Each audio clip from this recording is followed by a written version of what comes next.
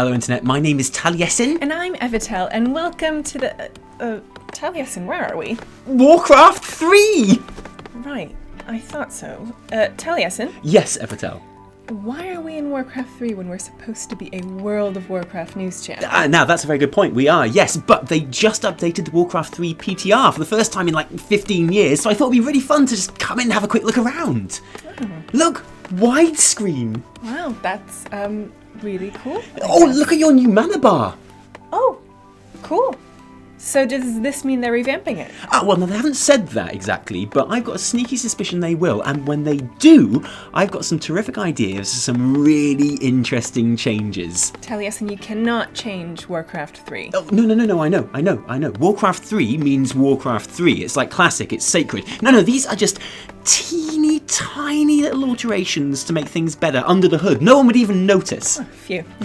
Like Volpera! Wait, no, Taliesin! And store mounts! No, stop! And mission tables! Let's get on with the show. Oh, this is going to be good. Knowledge is power. Welcome back. And after last week's absence, we have been champing at the bit to get back into things and bring you all of the latest juicy Warcraft news. But I'm not going to lie, this has been a really difficult episode to write. Not because there is a lack of news, quite the opposite. The alpha is still getting updated constantly with new locations, class changes and other tweaks, making it an unlimited loot chest of awesome and exciting material for content creators like us. The forums are buzzing with ideas and controversy. There's plenty to be getting on with in live. Even Warcraft 3 is getting some serious love, with hints that there might be some even more serious love to come. Like, how serious do you like your love? Well, I hope you like it pretty serious is all I'm saying, because seriously, Warcraft 3 is getting some love. Basically, there is so much happening that we've downgraded from an orange to a yellow alert, which means that we, as a community, are officially at a low to safe level chance of imminent Bellular feeding, and we don't take such a step lightly, because, you know, changing from orange to yellow,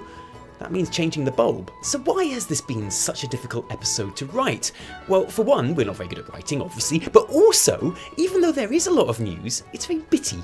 It's all small things here and there, like this town is on the alpha, this class got its talent changed, this dog is a real thing. It's been hard to find a main talking point to kind of hang everything off and create a coherent episode. So let's do as best a roundup as we can of all those little things and get us up to speed. And this will take in some stuff that we missed out on covering by not having an episode last week too. First up, there's Draenor orcs, the first of the extra allied races, as in ones that were not included in the BFA announcement trailer, are finding their way into the alpha, much to the delight of pretty much everyone, because look, I'm not being funny, but we've got customization options, a whole ton of customization options that allow you to create an orc from pretty much any of the established clans, and which are, and I hesitate to use this word, but I think it's fair, savage. We've got joke and flirt lines, which are hilarious. I mean, we won't go over any of them here, because I want you to stop listening to the video because you're too busy laughing at all the funny joke lines, though, but they're really funny, really savage, you know? And we even seem to have some pretty unsurprising confirmation that our new Mag'har friends are specifically from Alternative Universe rather than Outland Draenor, by the fact that you can choose between so many tribal looks and a reference to our Warlord's garrison in the joke emote text, and that contrary to some fun discussions throughout the community, these orcs are totally for the Horde and won't be finding their way onto the Alliance. Again, from voice lines that reference the Frostfire garrison and chiropractors in Orgrimmar. Because yes, and you might not have been following this, but believe it or not, there has been a genuine topic of conversation on the forums and beyond recently, the idea that due to Sourfang acting suspiciously and Sylvanas being a bit in your face, that this new allied race would not be a Horde allied race. And don't worry, because it's not a conversation we're going to go over here, because we already did that in a previous video, a video that even though I said orcs are the ultimate Horde race, they embody it like nothing else, and to suggest that they would be anything other than a Horde race is the single most stupid thought anyone has ever had since Shia LaBeouf thought this. And can I see it happening? If I'm honest, absolutely not. Apparently I'm one of the main advocates of Alliance orcs because I told people about the conversation, and that's how the internet works. So, all controversy aside, this is probably more than any other Alliance race yet, even more so than Zandalari trolls, the option that players wanted to see more than any other, and puts the Horde seriously ahead in the allied race arms race. Horde players, you now have your cool-ass straight-back trolls. You have your savage, cool, tattooed, brown-skin orc variants and straight-back option to come. Oh, and by the way, wandering around the new Horde capital Draenor, some people are pretty convinced that you'll be getting straight-back Forsaken options soon too. Now, compare that to the new Alliance recruits, which are a slightly whiter Draenei, and let's be honest, some dwarves, and it's easy to see why Alliance players might be getting a little bit salty about allied races right now. Horde have races which are lore-rich and literally cool enough for me to have started the never-ending hell that is the Tusks of Manaroth farming again. Alliance get an elf that someone literally just invented. A fact that did not go unnoticed on the forums, and do you know what? It's funny because Battle for Azeroth is all about the faction divide. Horde versus Alliance to the death. But on the forums, there's none of that.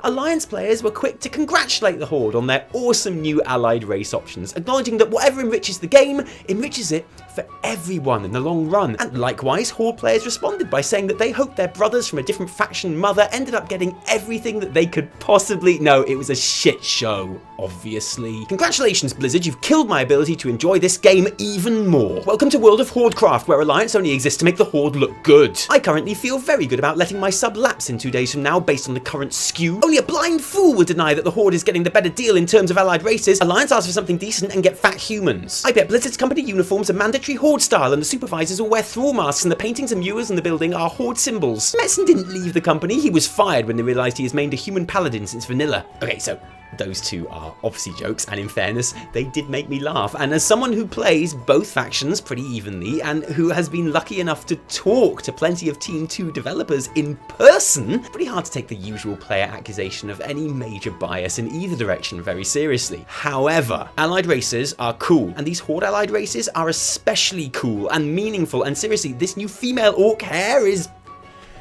well, it's savage. Basically, it's going to take something pretty special to even this one out, Blizz. Something big, or even small, and furry. Either way, it's got to be good, because these orcs, they are just brilliant. And while we're there, let's take a moment to have a quick look around those 2 new faction capitals that have been added to Kul Tiras and Zandalar, because they are both pretty interesting in their own ways, not least because of how different they are and how big they are. Let's take a look at Dazar first, seeing as it's the most complete. All the expected trollish embellishments are present and correct. There's a lot of gold, including a massive turning gold wheel thingy, lots of jungly plants, stunning vistas all over Zandalar, and steppes. Like, loads of steps. Oh, and dinosaurs. Big, slow-moving, hulking dinosaurs, and tiny running around dinosaurs, and pointy ones, flying ones. You're okay for dinosaurs in Dazar is what I'm saying. You've got all the stuff you'd expect from a faction hub too, of course. Portals, organised by Oculith, of course. Yay, Oculith. Profession traders and trainers, stable masters, flight points, banks, some intriguingly multiracial Korkun vanguards. Maybe they have to train other races up because they don't have enough orcs. And if only there was a way to get some more orcs in the Horde. Training dummies, and of course the mission table. Yes, the mission table. We knew they were coming because we'd seen data mined missions from the mission tables in previous builds, but it's kind of like, you might know in advance that you're going to get punched in the face, but it still hurts when you actually get punched in the face, you know? But actually, you know what? When most people are down on the mission table, it's mostly the Warlords of Draenor version that they're talking about. Legion took an idea which didn't really work and iterated it into something that got a whole lot more right than it did wrong. But I get that some people dislike the idea of a mission table kind of on principle, so yeah, sorry to be the one to show you this. At the moment, there are no actual follower missions available on the table, but we can use it to choose which zone we're heading to for leveling first, just like in Legion. So the signs are good. What makes both of these hubs different is that they are both part of larger cities. This Horde one is being used like an embassy within the Royal Palace, so you've got Horde tourists enjoying the sights and Forsaken guards keeping watch. And are they straight-backed Forsaken guards? Well, not really. They are certainly striking a very upright pose when idle, but if you click on them and interact, they usually take up their usual Forsaken hunch. So unfortunately, it looks like the excitement on the forums about a possible Forsaken chiropractor next to the Orc one and Orgrimmar are a little bit premature. But like I say, there's so much more to this capital than just the hub, because leave the Horde emissary and you can find yourself in the throne room or down the docks, where there's a whole other thing going on, like more dinosaurs and exotic goods vendors who, okay, are probably temporary placeholders right now, but tell me you can walk past Hosen, Tolvir, Valarjar, Ogres, Tortolans, and yes, Tuskar, without your new future allied race alarm going off. Because you can't, can you? A A Tuskar selling fish in Zandalar isn't just a Tuskar fish salesman anymore. He's a clear indicator that you'd better keep a character slot spare for your new main, Warcraft, the warrior. It's possible that my future allied race alarm is a bit sensitive. Sorry. So the Horde capital is an impressively living, breathing town beyond the central hub, which gives it a vibrancy and life that is so much fun to be around, and same looks like it's going to be true for the Alliance version too, Boralus. That's something we're going to have to take a little bit on trust though, because at the moment there's a lot less to go on. And when I say less, well, there's essentially no hub. Your first quest is to go to the mission table, but, you know, there's no mission table. There's some people with vendor-type names hanging around, but nothing much else. What's exciting about this Alliance capital, though, is the city around it, which I think has potential to be one of the best realized towns ever in-game. Everywhere you go, there's stuff going on. Okay, not textures, there's not many textures going on, but I mean people. People scrubbing, or carrying things, or leaning on things, or just existing in a glorious amount of different shapes and sizes. It feels awesome to just be around it, and also, it's massive. Boralus is just a big-ass city, which makes sense, because unlike the Horde and Desire lore, your Alliance character doesn't have free run of the place. There's no faction embassy or royal protection here. The Alliance characters arrive as fugitives here, and need to keep a low profile. Luckily, with so many streets and alleys and nooks and crannies and boats, so many boats, that shouldn't be too hard to do. I can't wait to see what happens next with these two locations, and especially Boralus, because it seems like there's so much more that will happen. We've been getting some interesting glimpses into profession changes in the next expansion too, especially with regards to first aid. Well, there is at the moment, you can still train in it on the alpha, but it doesn't do anything, and all of the first aid achievements have been moved to legacy achievements. First aid is not long for this world. Bandages are now a tailoring item, which kind of makes sense, and to be honest, as long as players can still get their hands on bandages, I don't think there's gonna be too many tears shed for first aid in the general scheme of things. And to be honest, anything that Blizzard can do at the moment to make professions more interesting and worthwhile is okay by me, which is why I'm also pretty happy to see the new Mythic plus keystone customization options in the new alpha build data too. Here we have items that allow you to set the level, location, and affixes of Mythic keystones. Now, it's quite likely that these aren't even going to appear in-game in any real capacity, and that they're just there for testing purposes, but if, on the off chance, they are future trade items, this has some very implications to how they might be used by people pushing higher keys, and also some pretty confusing implications there as well that it'll be pointless talking about until we know more. So right now what interests me most is who creates these things in the first place. Because if you have to mine the raw materials and then dual craft them into blank keystones, enchant a dungeon level and location onto them, and then glyph up to 3 different affixes on top, that's a whole lot of professions right there that will get major new uses in Battle for Azeroth. I also quite like the look of the new PvP UI that's cropped up in the alpha, which at the moment does away with the current prestige talent system and instead has 4 slots, all of which are unlocked by the time you get to level 110, that you just essentially drag and drop your chosen talents into from a list. It's simplified greatly from the prestige talent system, and whether it turns out to work well or not, I guess we'll have to wait and see, but you know what? It looks really cool, and that counts for a lot. The bit I find most interesting though is the war mode setting here at the bottom. This is the PvP toggle that's been talked so much about. You can turn this off or on. That's what a toggle does. Currently only in Stormwind or Orgrimmar to tag or untag yourself in PvP. If this is on, then you will be phased with people who also have it on, and it will essentially be the same as being on a PvP server. And the big question since this was revealed has always been, why would anyone do that? If you are just questing and you need to get things done as efficiently as possible, there is no reason to ever tag yourself for PvP. And therefore, everyone's worst nightmare is realized world PvP is truly dead. Well, here's the reason. Because when you have war mode activated, you are on a PvP server to all intents and purposes. You can be attacked and killed, but you also get to use these 4 talents for PvP and PvE. This is the reason to toggle PvP on for everyday questing and play. You get 4 extra talent slots to play with, which, assuming you don't get ganked and then camped by an especially malicious enemy rogue, probably is going to make your world quests or your farming or your leveling even more efficient. I don't know, for me, looking at this, I'm no PvPer, but I would be sorely tempted to turn war mode on if I was just heading out questing, if there were 4 useful extra talents that gave me access to. I'd be interested to hear your opinions on this one. Oh, and do you know what? Even after all that, there's still so much that we wanted to talk about this week, isn't it, Evitel? There is. We wanted to talk about hunter pet changes. And we wanted to talk about personal loot rules changing kind of like a back from how they were changed before and experience in dungeons and stuff, but we don't have time. No, we don't. Because we want to give as much time as humanly possible to show you, happy viewer, the results of our art, competition. The world is waiting with bated breath right now. Oh, yeah. I can hear the intake. Well, I can't because it's intaking. No one's breathing. There's no breathing. There's no breathing. Everyone is just waiting for the results because, internet, people of the world, we gave you the task to create a work of art into this very frame to fit on this very wall behind Evitel's little head. Just like that. And you replied in your droves, probably because the amazing prize of 100 American dollars. I'm actually surprised no one came up with the idea of just drawing a halo around my head. A halo on the back of your head. So yeah, $100 to you in return for a lovely picture to put on our wall. That was the idea. But we've had a change of plan. Almost 100 entries in the end. Yeah. And all of them, even though they kind of varied in terms of proficiency perhaps, all of them were absolutely brilliant. And there were probably about 20 that could have won. And every single one that doesn't win breaks my tiny little heart. Like into probably about 20 pieces. One for each piece of art that didn't win. So we don't have a winner. No. We don't have 2 winners. Nope. We don't have 3 winners. Oh no. Evitel. We have 4 winners. I hope you weren't planning on eating anything this month. We have 4 winners. It's going to cost us $400 to give the first prize to 4 different people.